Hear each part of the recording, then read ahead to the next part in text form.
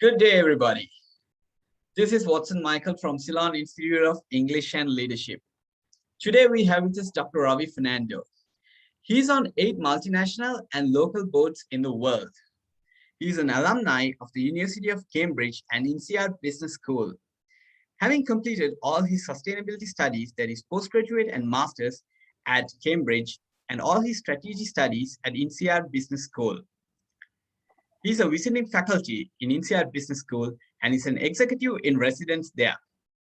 Dr. Fernando created the 21st century board leadership model, which was developed in June 2020, and a US copyright was secured. It was converted into a masterclass that is now being taught in Luxembourg, Ireland, the United Kingdom, and Sri Lanka. Soon to be launched in Malaysia, Vietnam, and India by 2022. And so today, we warmly welcome all of you for the first episode, which is called, season 1 is called 21st Century Leadership Challenges Series. And the topic is a climate emergency. And we are going to ask Dr. Fernando our first question. So Dr. Fernando, usually all of us call it climate change. But why are you calling it climate emergency? A very good morning or evening, depending on where you're watching this from. Thanks, Michael, for those kind words of introduction. And I'm indeed very happy to be able to share my thoughts on the 21st century challenges in this series. And today we are starting with the first challenge, which is climate emergency. And I think a very pertinent question you have asked me. So why am I referring to it as a climate emergency and not simply climate change? And the reason for that, Michael, is that way back in 1987, we began to see a very important UN-driven report that came out. And this report was titled Our Common Future and published for the United Nations by a team of UN designated leaders, including the Prime Minister of Norway, Brundtland. And this report at that time basically drew attention to the world's leaders and said, we are facing a massive climate change. And we are facing this climate change because of the world's leaders, because in our energy sourcing, we have moved into a fossil fuel driven era from 1880, when the Industrial Revolution started. And at that time, we started with coal power, and then moved into petroleum, to diesel, and to natural gas. Okay. And these 4 items are fossil fuels. And the report clearly said the reason for the climate change at that time, they said, was because of the excessive burning of fossil fuels, which release carbon dioxide into the atmosphere. And we call these gases greenhouse gases. And that these gases, carbon dioxide, is getting trapped in the Earth's atmosphere. And when it gets trapped in the Earth's atmosphere, the planet gets warmer and warmer and warmer and warmer. And then we call it global warming. And that as a result of global warming, that the planet's climate is changing dramatically. Okay. So if you go back in time, in 1987, 34 years ago, okay, the red flag was put up and a SOS was put out to all the world's leaders, okay, saying there's a connection between the climate changing and the burning of fossil fuels. And as a result, we are beginning to see the climate changing so much that we are beginning to now experience various extreme weather events in the world.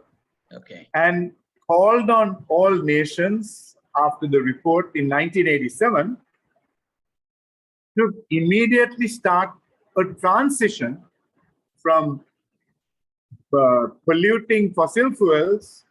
And I want to repeat the fossil fuels because people sometimes, when I say fossil fuels, they say, so what is fossil fuels? So Yes. number one fossil fuel is coal. We dig it out of the planet, the earth. Number two fossil fuel is petroleum. And that also we dig out from the earth's ground. Diesel, which is a refinement of which is a unpurified version of it. And then we also have natural gas. Now, people, when the moment we say natural gas, we all think, aha, that's all right. It's natural. I can tell you, natural gas is a fossil fuel. So, in 1987, there was a very urgent call. Climate is changing. We have studied the science, and all nations must now begin an urgent transition from fossil fuels to what we call renewable energy. Okay. So what are renewable energy? Number one is solar power. The sun is out there shining on us 365 days in a year. If we can harness 1 month of sun's rays on the planet, that's enough to power the entire planet for 1 year. Wow. So please start harnessing the sun's power. And that was the solar side. Then you have wind power, which is harnessing the natural resource of wind. And the solar power is harnessing the natural resource of the sunlight.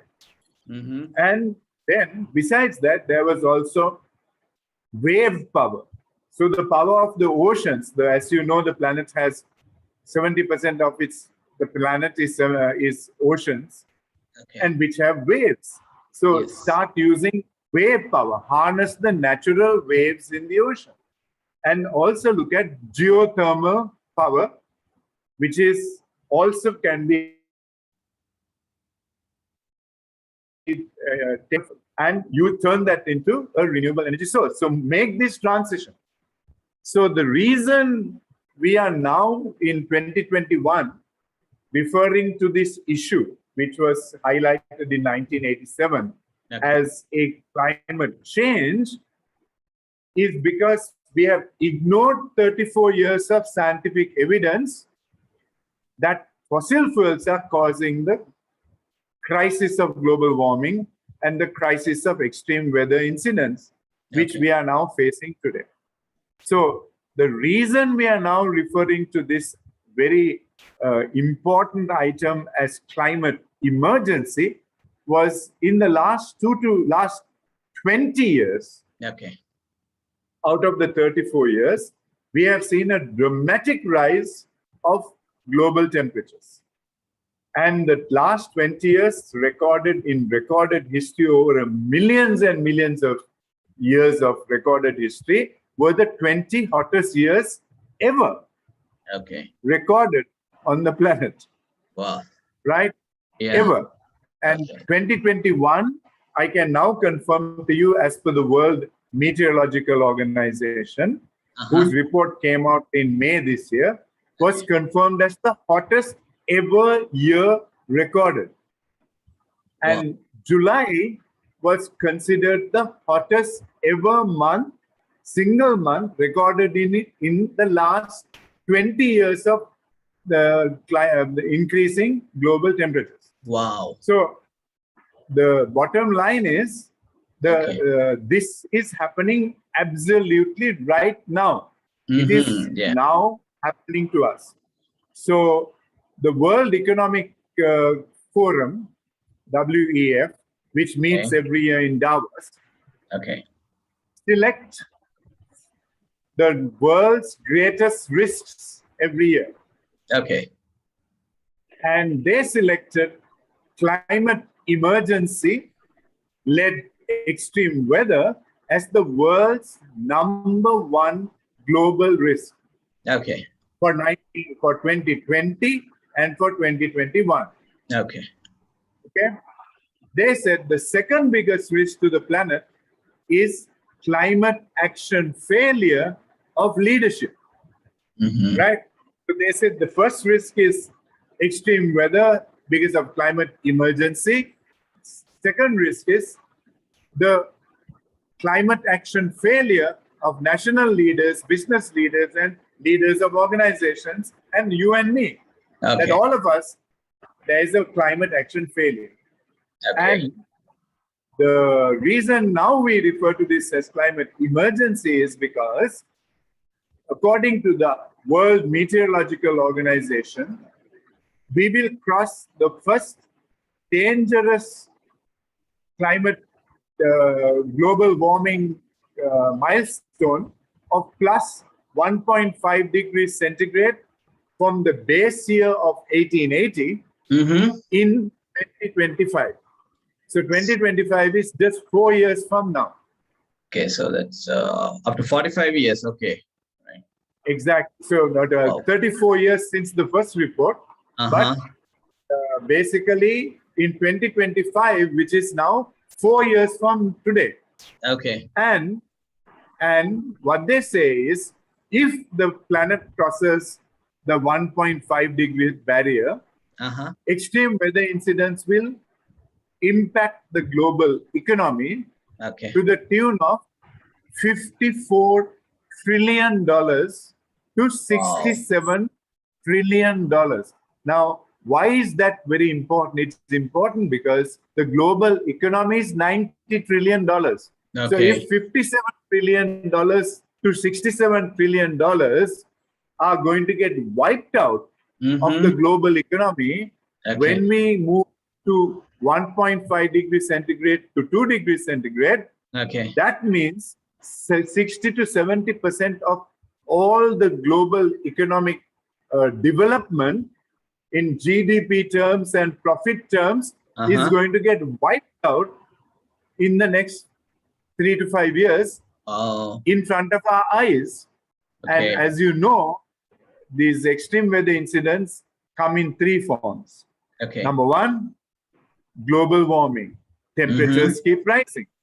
And I have already told you that we are about to cross this dangerous point of plus 1.5 degrees centigrade. We are now in 1.2 degrees centigrade. So in the next 3 years, we will get to 1.5. That's according to the World Meteorological Organization. So the heating of the planet, our temperatures, is the first extreme weather incident. Right. And today, if you look at the world, majority of the world's countries are experiencing their hottest ever recorded temperature, average temperatures for a year in the last 2 to 3 years. Every country.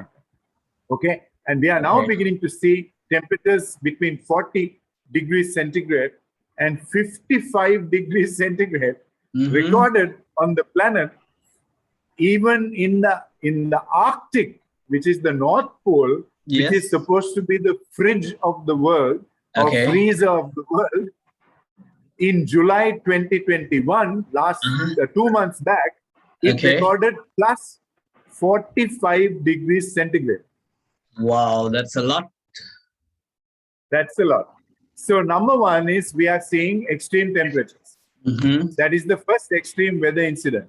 The second extreme weather incident is drought as a result of extreme temperatures. So if you have extreme temperatures, you will end up with drought because those temperatures are going to take out of the Earth's atmosphere all the moisture, all the water, atmospheric water, groundwater is all getting sucked out when temperatures are high, and now we end up with a drought. So the second extreme incident is drought. Right. As a result of extreme weather temperatures. It is all connected.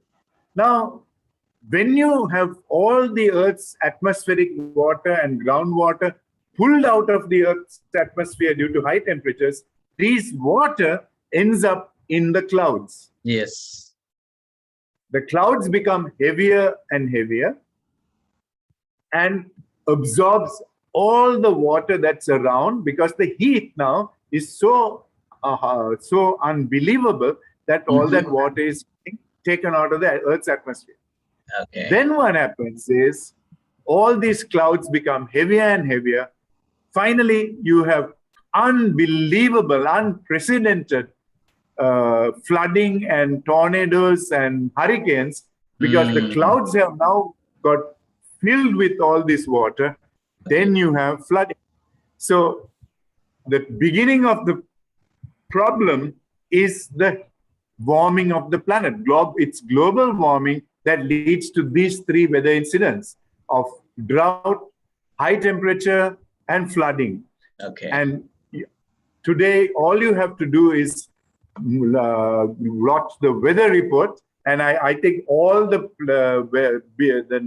global media channels should no longer call it the weather report.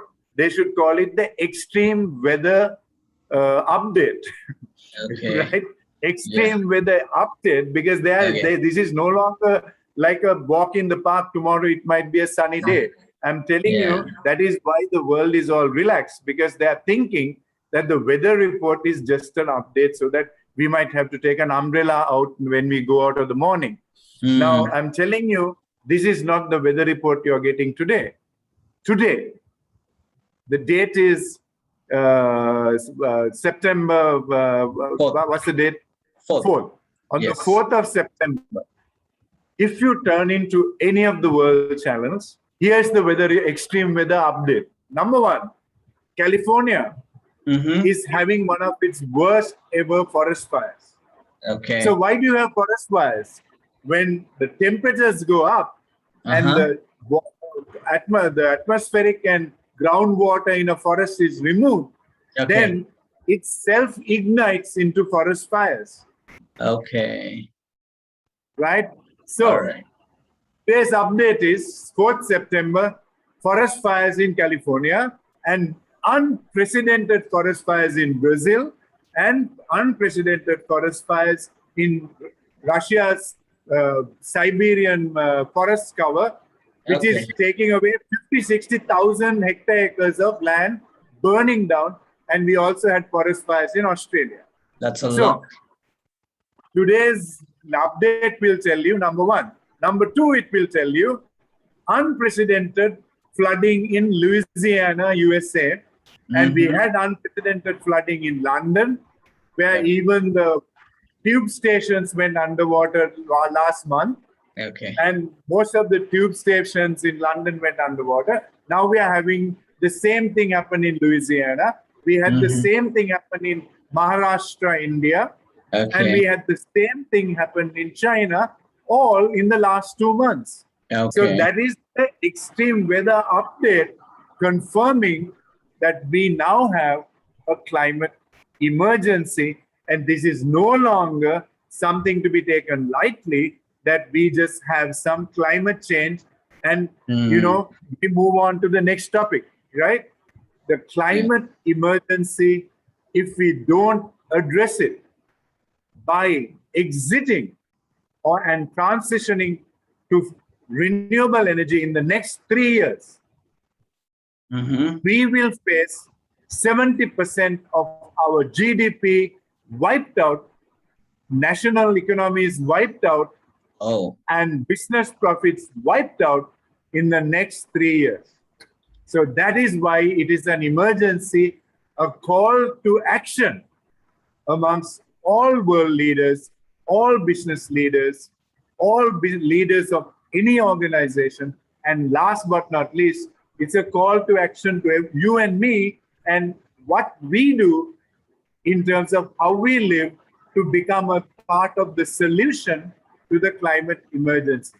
I mean, right now, if I look outside of my window, we are having an unprecedented climate emergency event where it's raining like in the movies. We are having, I can see my garden is already flooded, right? When I just look out of my window.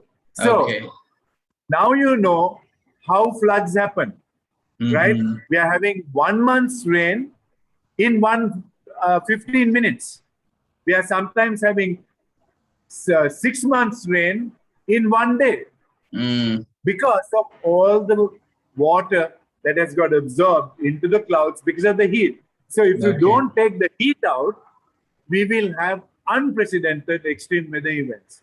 So I hope with now I have given everyone listening a very good idea of what is the climate emergency. Mm. Okay. Great. Great. So, what do you think, like, Dr. Fernando, like, how we could, like, this climate change, how we could prevent it, or like, how we can move forward? Okay. So for a long time, we were talking of, the world's leaders were talking of climate emergency mitigation. Mm-hmm. In other words, how do we stop the climate emergency from happening? Now, I can tell you today that we have long passed the time for mitigation. We are now only talking about climate emergency adaptation. So what's the difference between mitigation and adaptation? Okay. If world leaders woke up to the 1987 report Mm-hmm. and started taking action at that time to Mm-hmm. transition to renewable energy sources and exit fossil fuels from 1987, by now we would be 100% in renewable energy in the last 34 years. Okay. That did not happen. That would have been a mitigating strategy. But world leaders ignored the reports, ignored the climate emergency, just thinking that it's just climate change. And from 1987 to 2021, there have been a series of events and programs and reports and commitments made by various leaders at various times, starting with the 1992 Earth Summit in Rio de Janeiro, Okay. where 190 countries got together and said, we must exit fossil fuels by 2000. And then we had the Paris Summit in 2015 December. And then they said, let's exit fossil fuels by 2030. And then now we are about to have COP26, which is all the world leaders meeting to address the climate emergency in Glasgow in November this year. Okay. And they are already talking about trying to solve the problem by 2050. Okay. So what all that the world leaders have done between 1987 and 2021 is, number one, ignored the science. Number two, ignored changing climate. Number three, ignored transiting from fossil fuels that are burning up the planet to renewable energy. Okay. And between those 34 years, what we have seen is global temperatures have moved up from zero in 1880 in terms of increased temperature base year to plus 1.5 degrees centigrade. Number two, the amount of gigatons of carbon dioxide burnt out in the atmosphere has, due to burning fossil fuels, coal, petroleum, diesel, and natural gas, moved up from 20 gigatons to 33.9 gigatons now. That means an increase of 13.9 gigatons in the last 34 years, when everyone said we are going to reduce the number of gigatons of carbon dioxide. If all these world leaders took action and did the right thing to mitigate the climate emergency, then by now we would have either seen a holding pattern for release of carbon dioxide or a reduction.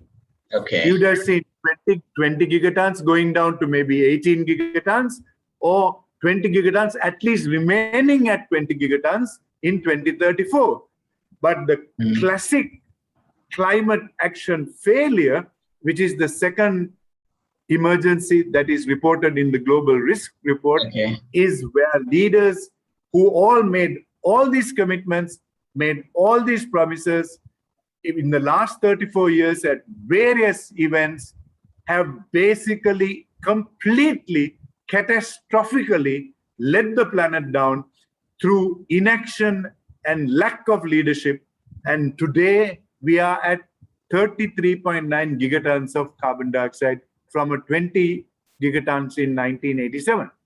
Wow. And last but not least, the concentration of carbon dioxide in the atmosphere in the late 80s, when this report came out, was what we call 280 parts per million. Okay. This figure has moved up to 420 parts per million in the last 34 years. So once again, confirming that in the last 34 years, world leaders, business leaders, organizational leaders, and you and I have comprehensively and completely ignored the climate emergency, because that figure should have remained at 280 or gone down in terms of parts per million to 250 parts per million by now, if the leaders had taken 1 ounce of action to change this climate mitigative action. So now we are in a crisis situation. And the sad thing is, we keep postponing when the action has to be taken. We initially, in 1987, we said we will do this by 2000, all the world leaders. Then in 2000, we said we'll do it by 1992, we said we'll do it by 2000. Then in 2000, we said we'll do it by 2015. Then in 2015, we are saying we'll do it by 2030. And now in 2021, when we are reviewing these commitments made in 2015 December in Paris, now I can see all the world leaders are kicking the can. The irresponsibility is zooming to another level, and they are saying, let's sort this out by 2050. When the World Meteorological Organization has categorically said we will cross danger point number 1 in 2025, when temperatures will cross plus 1.5 degrees centigrade, which will lead to a 20-foot sea level rise, and which will then lead to a wiping out of between 54 and 67 trillion dollars from the global economy of 90 trillion dollars. Okay. So catastrophic leadership failure. And this is why, in a small way, I created what is known as 21st century leadership model, board leadership model, to address this at a business level. Okay. And that is the purpose of my program, because I realized that we cannot count on political leaders to solve this problem for us. We have counted on them for 34 years, and they have let the whole planet and all future generations down in a very irresponsible inaction and inactivity and lack of resolve and science denial. Now, my hope is in the business world. My hope is that the business leaders will understand this, because all the business profits they are going to gain are going to get wiped out.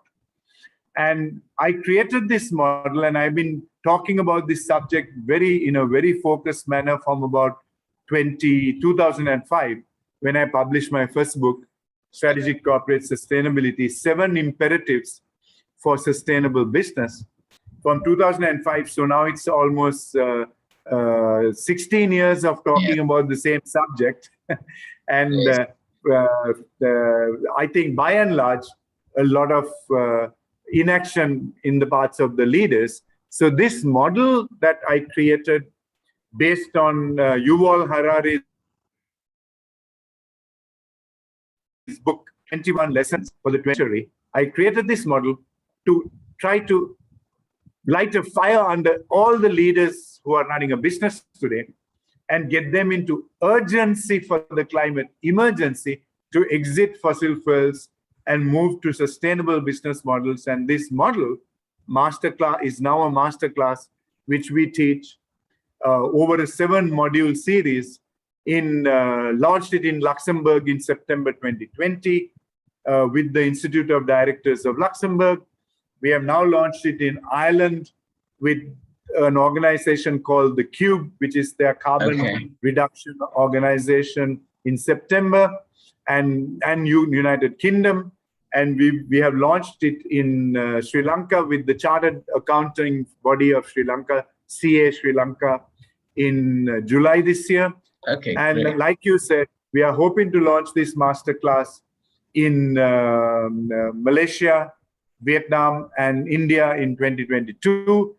The only purpose of this is to now light a fire under every business leader's leader so that they can act with urgency for the climate emergency and exit fossil fuels. So this course is very important, I think, for all business leaders to quickly educate themselves on. And the reason we are doing this is because none of the business schools, none of the director programs in the world bring this subject together the way we put it together. Any of their courses, because they are missing half the tricks, half the subjects in the climate emergency. So that is why when you asked me, Watson, what shall we call this series? I said, let's call it 21st Century Challenges. And each week, each month, we will focus on one challenge. And today we are focusing on the climate emergency. And I hope everyone who has listened so far has learned something about the climate emergency and why businesses and everyone needs to act. Absolutely. I'm sure many people will know, because I feel that many people, they don't know about sustainability and climate change. So from this episode alone, I'm sure they will learn a lot. And other thing is, Dr. Fernando, I think many people don't know about Down to Earth with Zac Efron. So many things they can learn from that if they watch it. Absolutely. In fact, there are quite a few Netflix documentaries that I want to recommend to everyone watching this program today to quickly go and watch and educate themselves, right? And the first recommendation I have is a program developed by Sir David Attenborough and Johan Rockström, Professor Rockström of Sweden.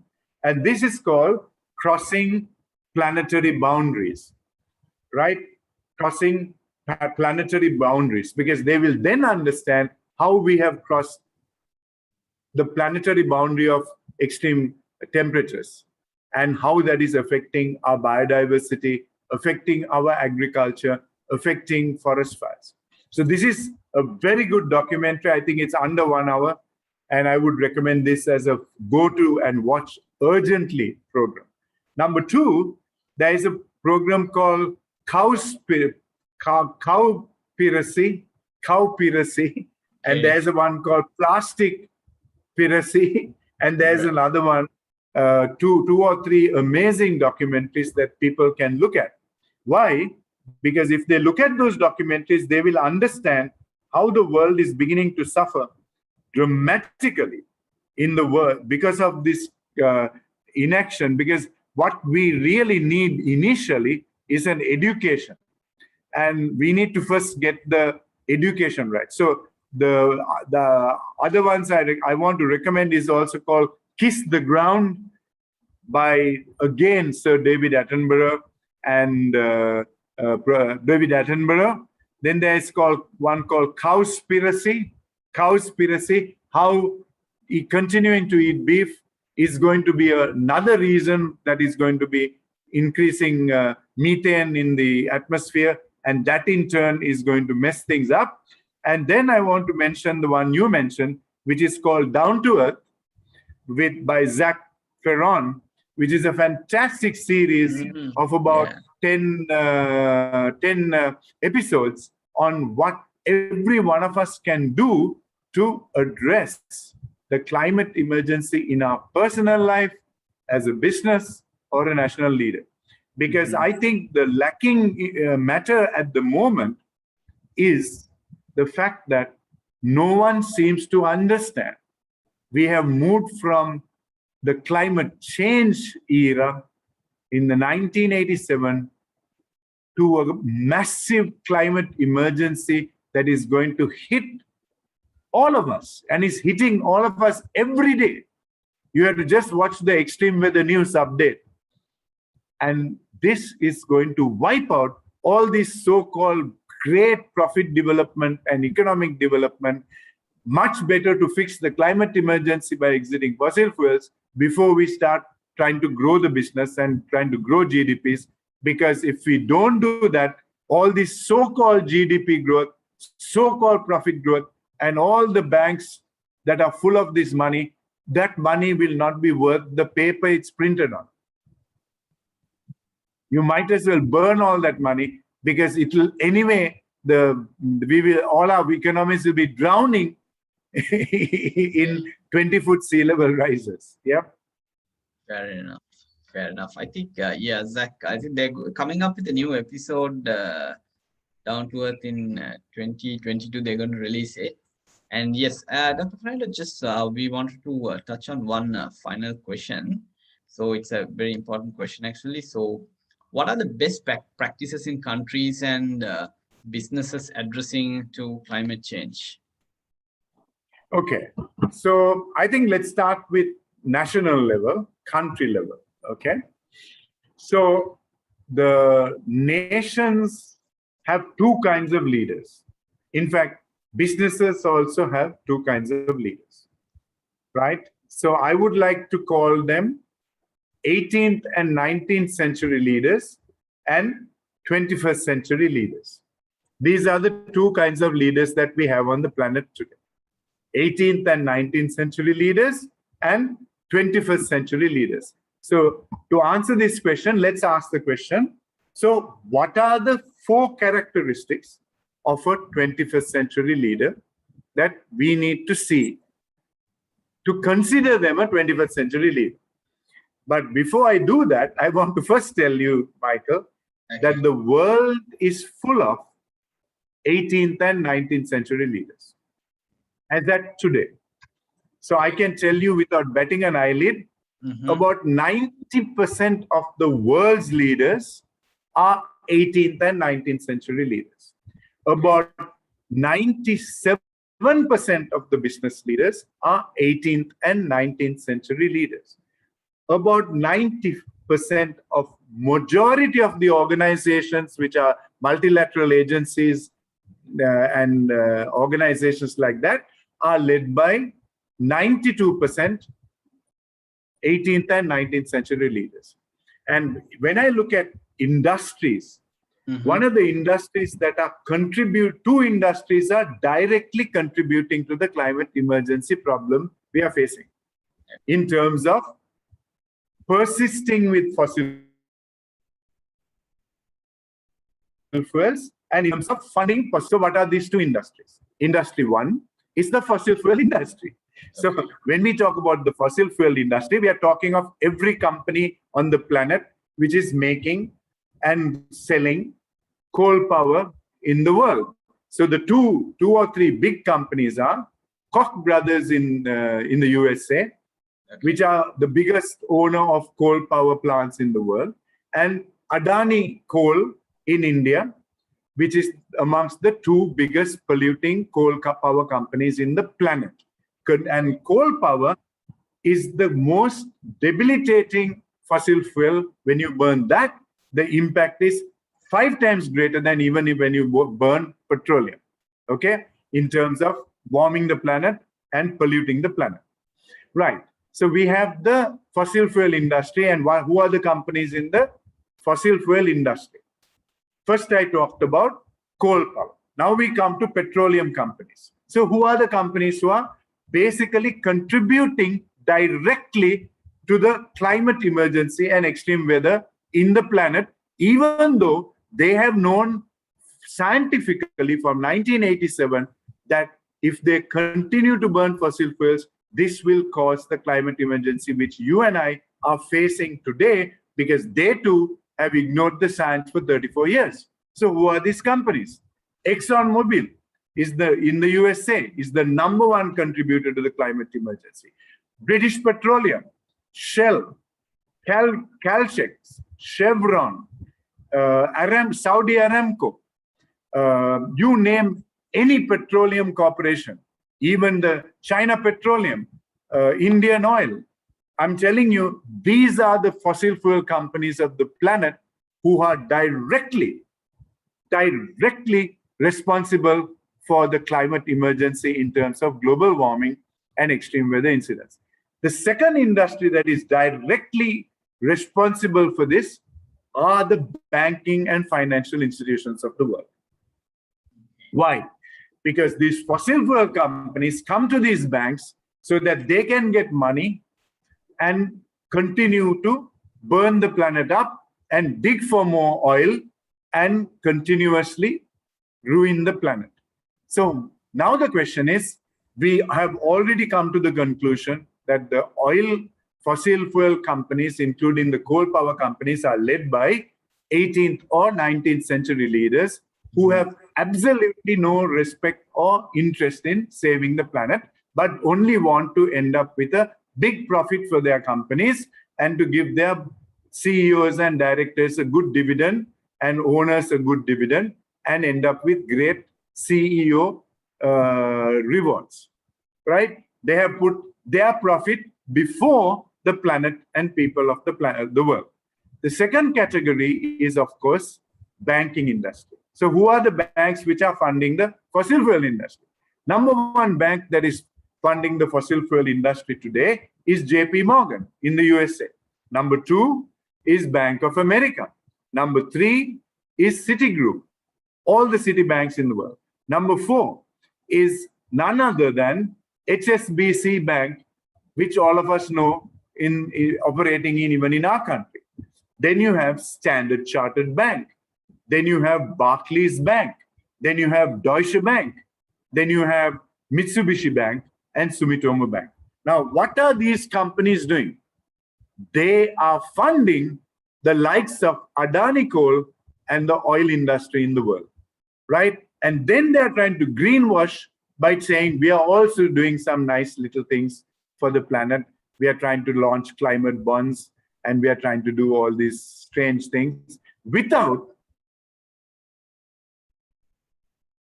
stopping the funding of fossil fuels. This is, for me to talk about best practice, I must first talk about the bad practices that are happening in the world today. And these two sectors have directly impacted the climate emergency more than any other industry. But I want to continue with some of the other industries which are negatively impacting the climate emergency. Then we have the automotive transport industry. So the companies that are making fossil fuel driven vehicles and the companies that are making fossil fuel driven trucks, fossil fuel driven planes, fossil fuel driven ships, container ships, and fossil fuel driven transportation. So all those companies doing that are also directly contributing to the climate emergency because they are not taking the emergency factor into account and trying to make non-fossil fuel sectorial products and services for the human being. Right. The fourth category of impact to the climate emergency, I have already covered the fossil fuel industry. Number two, I am now talking about the banking industry. Then number three, I talked about the automotive and transport industry, right? Airlines, ships and cars and buses and coaches. The fourth sector that is directly impacting the climate emergency, believe it or not, is the apparel industry, because we end up throwing mountains and mountains of garments at the end of every year, every month, which then contributes to a massive climate emergency problem, because all the resources we have used to make clothes, and every garment uses thousands of liters of water, right? And I remember even to make 1 kilo of rice, we need 2,500 liters of water, okay? To make one ham sandwich, we need nearly 167 liters of water, or a chicken sandwich, or a beef sandwich. Okay. Now, these companies are using up a lot of the world's fresh water and then contributing to a massive climate crisis in the apparel sector, because the clothes, most of them are not biodegradable, because they are now made with a lot of synthetic yarn, and synthetic yarn is a petroleum byproduct, just like plastics, and they don't biodegrade for 500 to 1,000 years. So you're now creating another climate emergency in that industry. The fifth industry that is contributing to this is now the plastic industry, the single-use plastic industry. So who is the biggest polluter in terms of single-use plastics in the planet? Number one polluter is none other than Coca-Cola company. Number two polluter is Pepsi-Cola company. Number three polluter, and the 4, 5, 6 are companies like Nestle, Perfetti, Danone, Mars, Unilever, Nestle are all making single-use plastic containers for a lot of their products, which end up in landfill or in the ocean. And these then, we now have the Great Pacific Plastic Patch, which is now the size of nearly half the size of Australia in the Pacific Ocean of plastic dirt that has got accumulated. Wow. And one of the greenwashing attempts by the plastic industry is the word, we recycle plastics. Now, I want to tell everyone watching this program that is an absolute lie and not to be believed, because out of all the plastic, single-use plastics that is ending up in the Great Pacific Patch and in all the landfills of the world, in all the rivers of the world, from these 5 companies, do you know what percentage we are recycling, Watson? Do you want to guess? Maybe 70%. It's just a guess. Aha. You know what I like? That is what people think is the figure. All the people in the world think 70% of single-use plastics are recycled. And because of that, we think all we have to do is, when we finish a plastic container, just throw it into the dustbin. Somebody will collect it and go and recycle it. Am I right? Yes. Aha. So now let me give you the actual figure. Okay.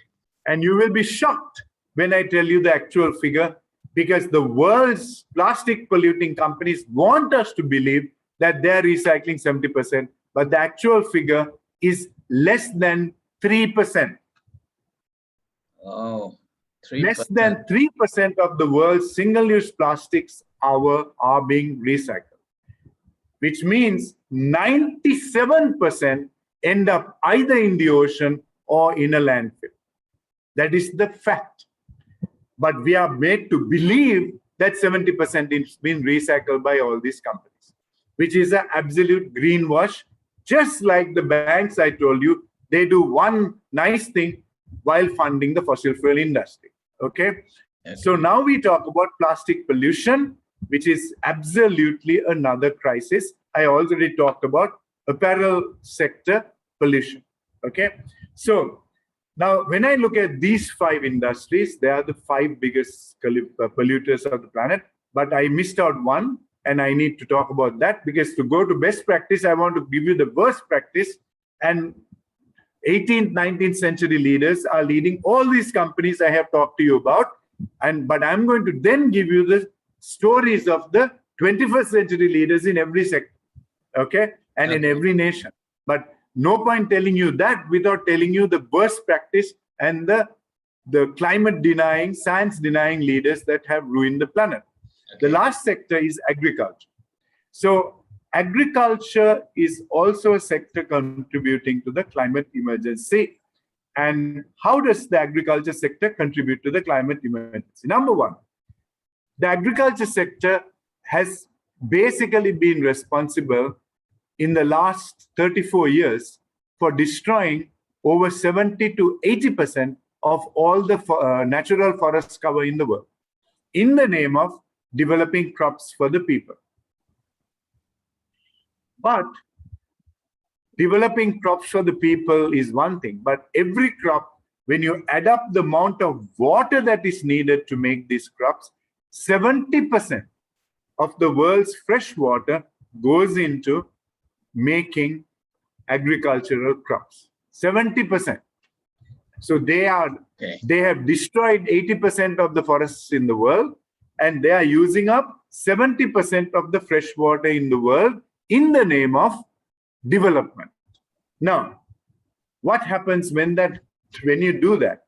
So the agricultural sector is then when you end up wasting food, when you end up throwing things into the dustbin, because for any item made with all this precious water and resources, means you are throwing into the dustbin thousands of liters of water which went into making these products and food that you and I eat. So wastage is another massive reason. Agricultural wastage, Michael, accounts for 40% of every agricultural product we make. 40% is lost in supply chain losses and storage losses, and the waste that we create. 40%. So for every 1 kilo of food you and I eat, actually 500 grams have got thrown out every time. Now that is a colossal waste, and that is the next industry that needs to worry about it. And also agriculture, eating beef is probably the worst thing for the planet, because the cows end up releasing methane gas, which is among the top 3 greenhouse gases after carbon dioxide. So one way for us to change our habits, for every industry, I will now go through best practice and what we should do. Okay. Now, I have gone through about 7 industries and national leadership. And now I will talk, all this time I have talked about 18th and 19th century leaders in 7 industries. Now let's go one by one and talk about best practice. Okay. I already told you that we have only 3% of world leaders in business or national who are one bit interested than our 21st century leaders. 97% are 18th and 19th century leaders who are giving us stories like, let's fix this in 2040, let's fix this in 2050, let's fix this in 2060, when the crisis is going to hit us in 2005. I mean that's a bit like Greta Thunberg, the great Swedish activist. She says our house is on fire, meaning our planet is on fire. That's what we mean by global warming. Yeah. That is like saying the house is on fire, let's put the fire out in 2030, 2040, 2050, 2060, let it burn for the next 20 years, 30 years, 40 years. Do you think any house is going to last 20 years, 30 years, 40 years when it's burning now? Absolutely. You have to put the fire out in the next month, in the next day, in the next week. These people putting forest fires out in Australia, which destroyed 3 billion animals. The forest fires that are happening right now in California, which is destroying so many lives. The forest fires happening in Siberia. The Brazilian forest fires, due to absolute ignoring science, are all going to come and haunt us, because what we are doing is actually not addressing. Do you think all the people putting the fires out say, okay, let's put the forest fire next week, let's put the forest fire out 10 years from now, let's send the fire brigade 10 years from now to put the fire out? The reason I'm telling you that is because 18th and 19th century leaders are addressing the fact that our house is on fire as if it can be put out in 20 years, 30 years, 40 years time without putting it out today. What we need are leaders who put it out today, right? So now I'm going to shift to answering your question. I had to first give you the bad side and the side that is real before we get to the good side. Okay. So now what do we know about 21st century leadership? First, let me define 21st century leadership, and then I will go through national leaders and leaders in every single one of these industries who we can look up to and say, aha, these are amongst the 3% of 21st century leaders. Because today's subject is 21st century challenges. Right. So the first characteristic of a 21st century leader is that he or she respects and understands and listens to science, number one. Because the characteristic of an 18th and 19th century leader is they deny the science and they deny the need to listen to any advice, and they put profit before planet and people. Profit before planet and people. That is what they do in the 18th and 19th century, right? So first characteristic is the 21st century leader will respect and understand the word science. We don't need them to become scientists. We want them to simply respect science. And all of us in our schools have learned grade 4, 5 science. And if we remember what we learned at grade 4, 5, that if you keep burning anything, it will melt anything. That if we remember that simple lesson of grade 6 science, and as leaders remember that, we won't have a science-denying leadership. Okay? But we are full of science-denying leaders in all these industries. I have already given you all the companies who are part of the problem of climate emergency. Number two characteristic of a 21st century leader is that they will have what I call a triple bottom line mindset. And what do I mean by that? The triple bottom line is basically people, planet, and profit. When you report on those three issues, we call it a triple bottom line leadership. So the problem of a triple bottom line leader will try to create a nation or a business which has a fantastic, sustainable economic growth model, which does not harm the planet, and which helps people progress. So when I talk of a triple bottom line mindset leader, I'm talking of a leader who puts people and planet before profit.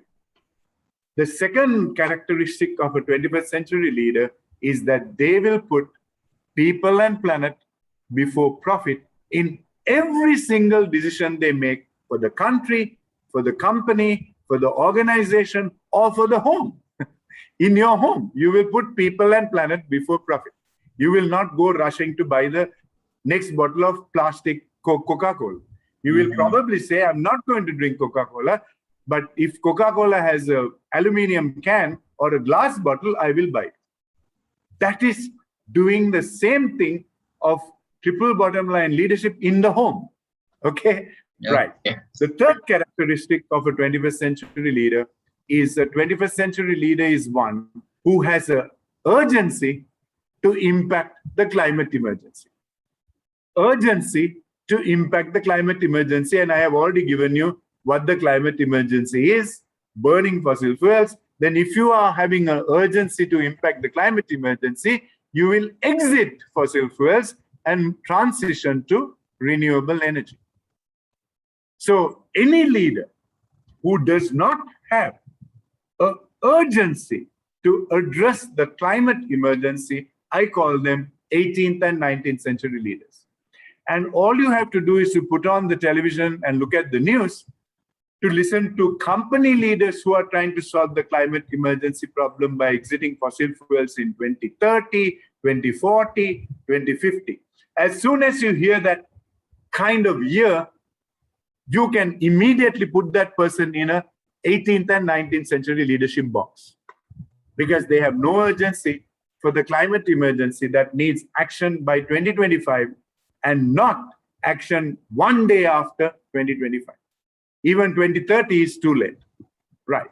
The fourth and final characteristic of a 21st century leader is that they will embed the 21st century board leadership model in their board agenda, in their corporate agenda, in their management committee agenda, in their operations committee agenda, in their leadership agenda, because they will know that that is the only comprehensive model that addresses all the issues that I have now talked about in terms of the climate emergency. So now let's go on to, so who are the best practice and examples? Okay, so let me go one by one. Let's talk first about national leaders.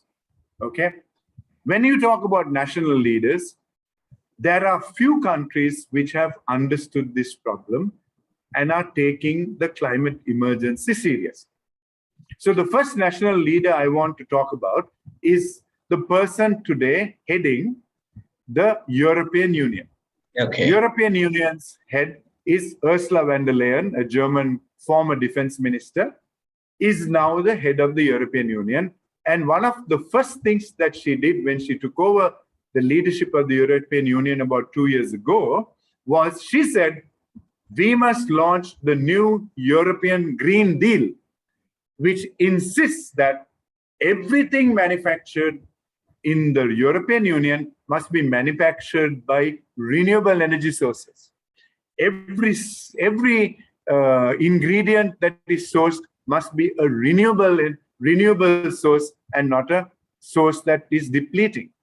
And last but not least, it made sure that every country moves to 100% renewable energy in the next 5 years. So that you can see that she's beginning to put a lot of pressure getting the European Union to move forward. And I would consider her one of the exemplary 21st century leaders of the world. Who else would I put into that box? Joe Biden, when he took over the United States, inherited the nation that suffered dramatically from 18th century leadership before that. Because the leader before that ignored the science, ignored the health emergency, and basically jumped out of the Paris Agreement. Now we have a leader who is a 21st century leader who is trying to fix all these three things in the world. So I would consider him a 21st century leader, but he too needs to exit fossil fuels fast and accelerate the climate emergency actions instead of waiting to do this in 2030, 2040, 2050. Besides those two people, in a national leadership sense, even leaders we had in America before, like Barack Obama, was also very much a 21st century leader. When I look at the European Union, I want to single out the Scandinavian countries. So Denmark, Sweden, those Scandinavian countries Norway have been championing the 21st century agenda. But I must mention that Norway yet has a fossil fuel industry in their country, and they have a brand called Standard Oil. They have not closed that down yet. So to me, while Norway has done some good things, they have also continuing to do something which is totally unacceptable and 18th century leadership. Now, Costa Rica is another country which has a 21st century leadership, and Bhutan. These two countries have also 21st century leaders who are working tirelessly to address the climate emergency. And Bhutan and Costa Rica are probably shining examples of this activity. Okay.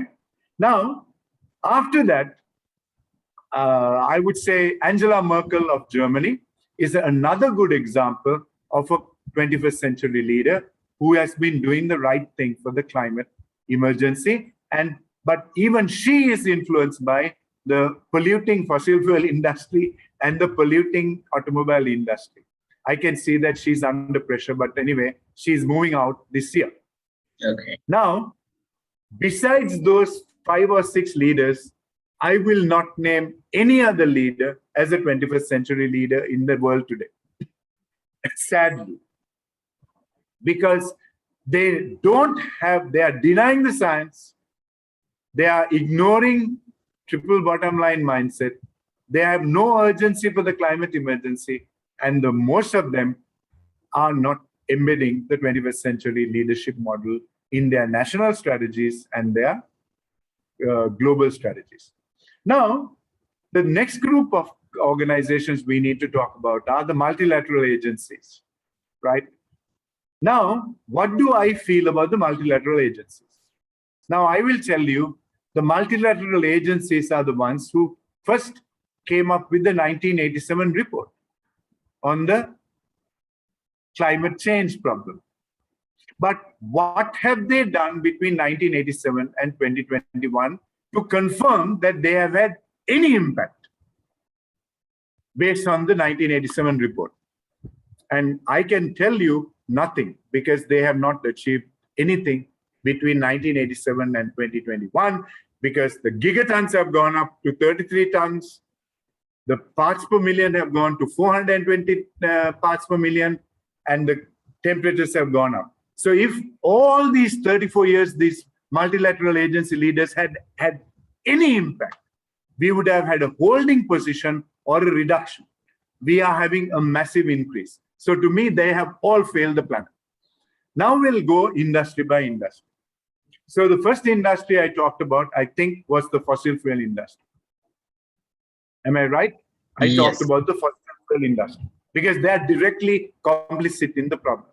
So let me tell you one exemplary leader in the fossil fuel industry.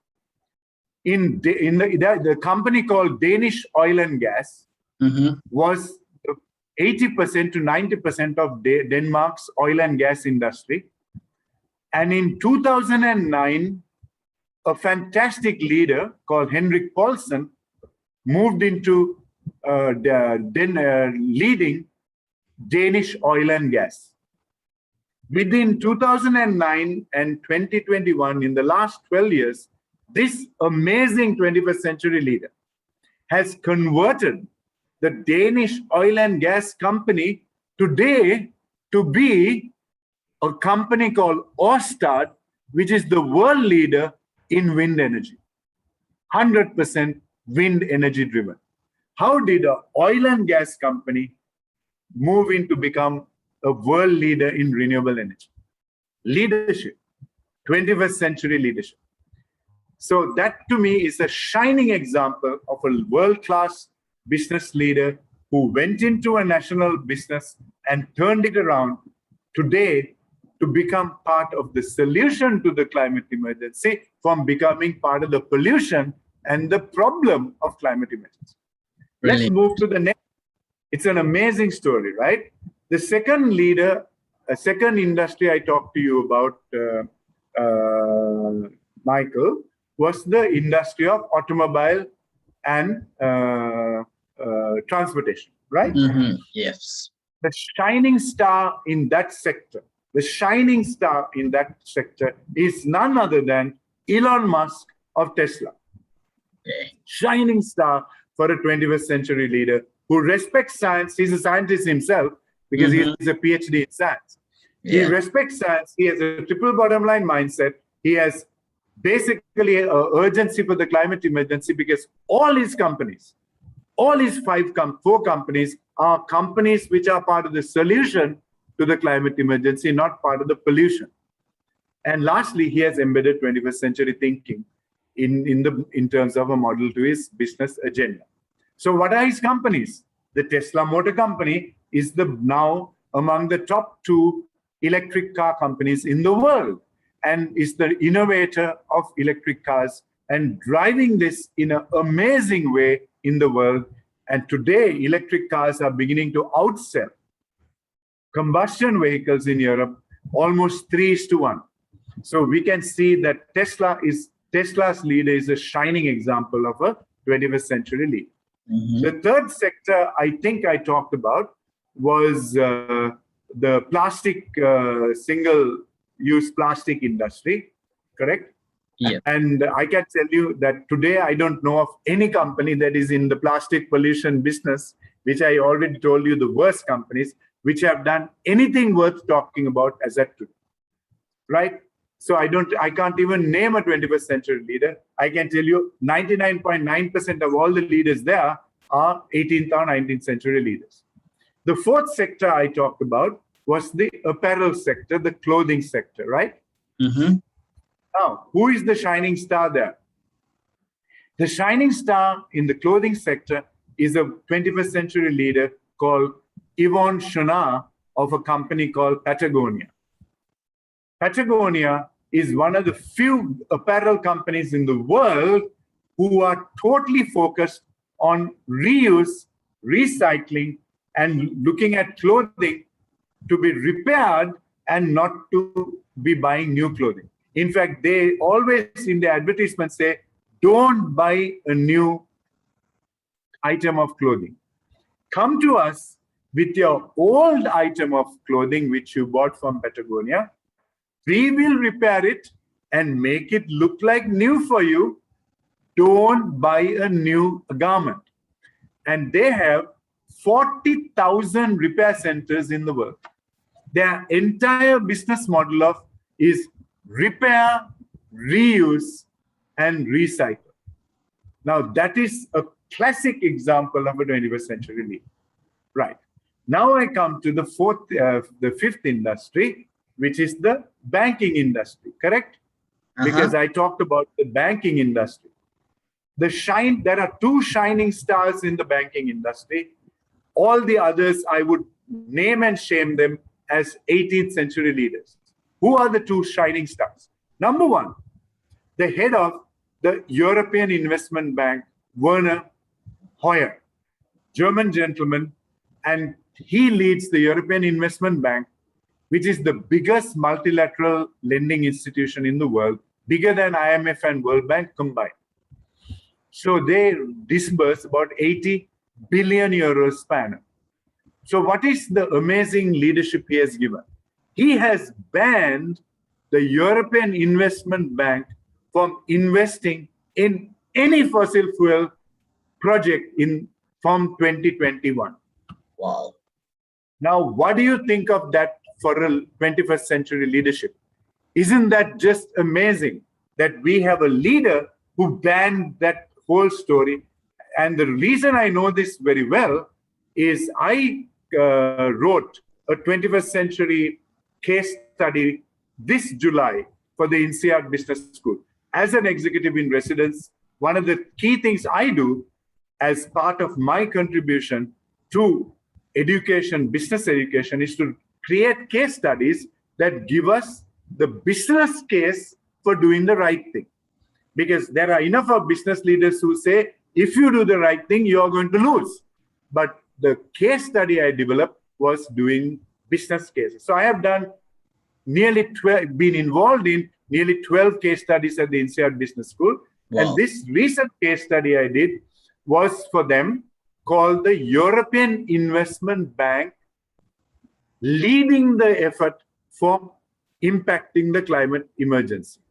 This case study was published in April 2021 by the INSEAD Business School, and I would recommend it to be read by anyone who is directly or indirectly involved in the banking and finance industry of the world, because it shows that you can do the right thing and not do the wrong thing and yet be a very profitable bank.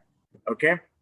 And I told you earlier on, JP Morgan, HSBC, Standard Chartered, Barclays Bank, Deutsche Bank, Citibank, Bank of America, Wells Fargo, Mitsubishi Bank, Sumitomo Bank are all led by 18th and 19th century leaders, because they are yet investing massive sums of money in the fossil fuel industry. Even after the 2015 Paris Agreement, these are the banks investing most money in the fossil fuel industry. So do they respect science? No. Do they respect the triple bottom line of putting before? Do they respect, have an urgency for the climate emergency? No.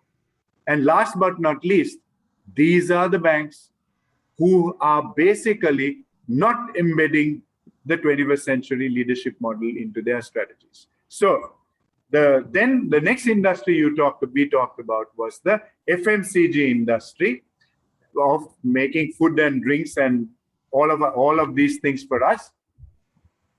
The closest to having a 21st century leader in this industry is a man called Paul Polman, who led Unilever between 2009 and 2020, I think. In those 11 years, he did an amazing project in Unilever called the Unilever Sustainable Living Plan, which had a great impact in halving Unilever's carbon emissions, but doubling its business. Halving Unilever's impact and doubling its business. Okay, so this is a leader we can all be proud about, and we can study about and take inspiration from as a 21st century leader. Okay, now let's look at the IT industry, because the world's top 4 companies now are all technology companies. So what is the world's biggest company now? None other than Google, who is or Alphabet. Then you have Microsoft and Amazon, and these are the big companies of the world today, the top 3. The beautiful thing I can report to you today is every one of the biggest companies on the planet today. The biggest companies used to be the polluting fossil fuel companies and banks. No longer. The biggest companies today are 100% the IT companies, technology companies. What is the brilliant story about these companies? The leader of Google or Alphabet is none other than Sundar Pichai. And Sundar Pichai is a 21st century leader because he has ensured that his company has gone to 100% renewable energy by 2020. Already. They are not waiting for 2030. They are not waiting for 2040. They are not waiting for 2050. They have done it now, and they have a new strategy for energy transition, because electricity is only one element of energy.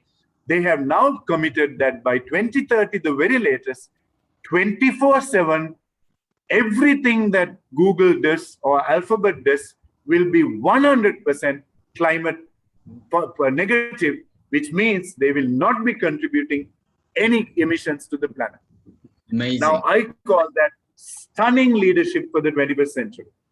The same is true of Apple. Apple is also among the top 5 companies, and Tim Cook has also gone to 100% renewable energy for electricity.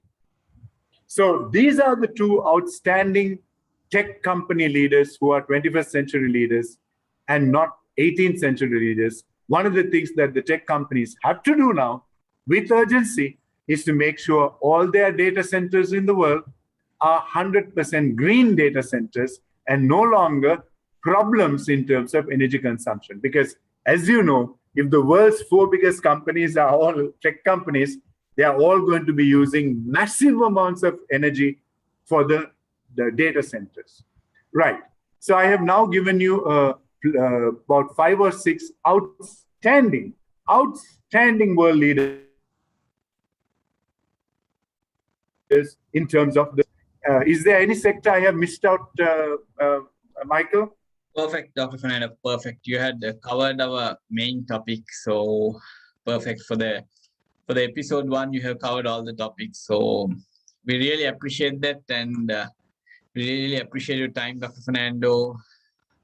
You made time for us even you were busy, so we really appreciate that, and thank you very much. So hopefully by our next episode next month, we'll have some questions from some viewers as well as students, so we'll get a few questions from them.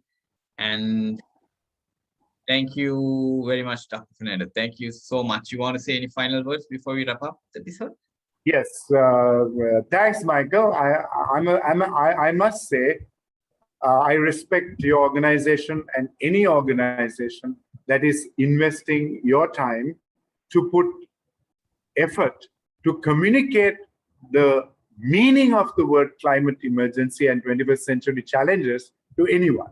So any company in the world, any leader in the world, any human being in the planet who is doing anything to try to make sure that people understand the issue of climate emergency is, to me, a voice in the right direction for the 21st century. So even without trying to pander to your ego, I can tell you, you are now a part of a 21st century leadership team. And the big message I want to give every single one watching this program is, you can now identify, using my 4 criteria, the difference between a 21st century leader and an 18th and 19th century leader. Right? I want to wrap up by reminding you, a 21st century leader respects science. A 21st century leader puts planet and people before profit. A 21st century leader has an urgency to act on the climate emergency by 2025, 2030, the latest. Any leader talking of doing anything for the planet after that is absolutely living on another planet, and they should be taking Virgin Galactic or and taking a ticket out of the planet and staying in another planet. Because any leader who talks about doing anything to save the climate in after 2025, 30 is basically saying, I don't care. Lastly, that they will embed the 21st century leadership model in their business agenda and their national agenda. So if you are watching this program, my message to you in conclusion is, stop being a 18th, 19th century leader. Today, after listening to this program, start being a 21st century leader from this very moment, and don't postpone doing that, starting with what you can do in your own home. Thank you very much, Watson, and have a wonderful weekend. Thank you, Dr. Fernando, and we wish you the same.